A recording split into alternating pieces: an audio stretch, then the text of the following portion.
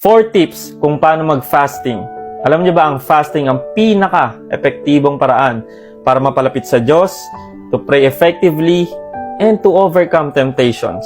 Kasi ang fasting ay simply denying yourself, your fleshly desire, your earthly desire. At kapag ginagawa mo yan, you become more and more spiritual. Sabi sa Joel 2 verse 12, "That is why the Lord says, turn to me now while there is time. Give me your hearts. Come with fasting, weeping, and mourning." At bago mag-start ng ministry si Jesus, di ba? Nag-fast siya ng 40 days and 40 nights. After nun, tinempt na siya ni Satan. So tip number 1, dapat may purpose ka or may reason ka kung bakit ka magfa-fasting. And syempre, dapat may plano ka. Kung magfa-fast ka ba ng isang buong araw, ng walang food or water, or single meal lang, or may period of time lang. At hindi to applicable sa lahat ng tao, ha? Depende sa health condition nyo. So if you plan to fast for a longer period of time, see your doctor first. Okay?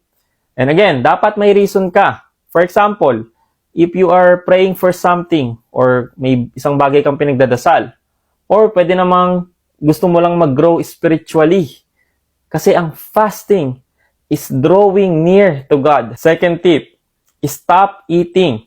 Biblically, ang fasting ay titigil ka talaga sa pagkain. Just like what Jesus did, di ba? Hindi siya kumain, hindi siya uminom ng tubig. Kasi may mga nagsasabi ngayon na nagpa-fasting daw sila sa social media, electronic devices, sa dessert, or some type of food. Hindi po yan fasting.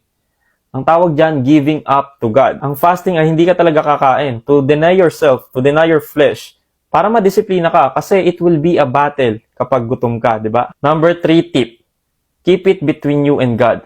Ikaw at ang Diyos lang dapat ang nakakaalam niyan. Sabi sa Matthew 6:16, "And when you fast, don't make it obvious as the hypocrites do, for they try to look miserable and disheveled so people will admire them for their fasting. I tell you the truth, that is the only reward that they will ever get." So malinaw dyan na wag mo sabihin sa iba, kahit sa pamilya mo. Wag mo rin i-announce sa buong mundo na, nagpa-fasting ako, I'm holy. Mali yan. Okay?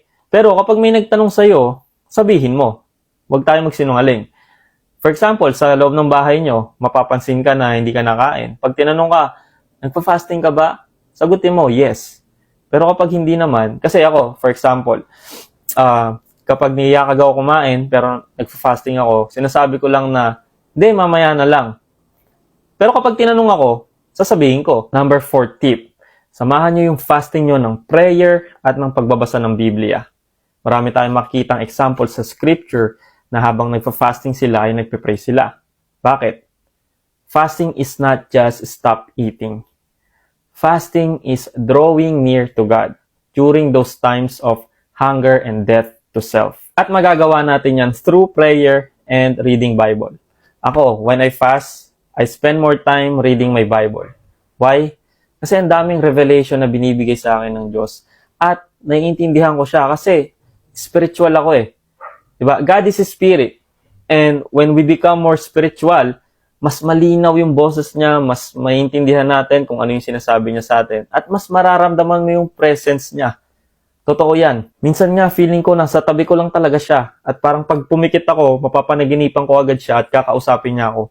Ganon ka-effective ang fasting.